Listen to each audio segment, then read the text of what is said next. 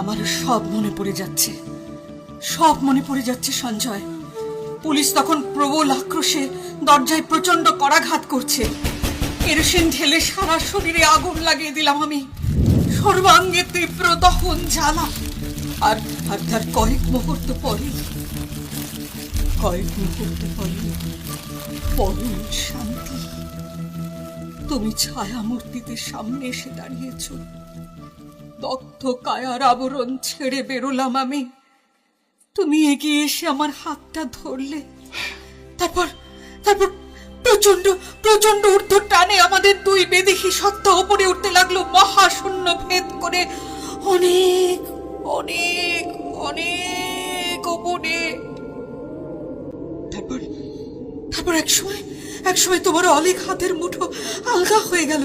প্রচন্ড অদৃশ্য আকর্ষণে দুজনে দুদকে ছিটকে গেলাম।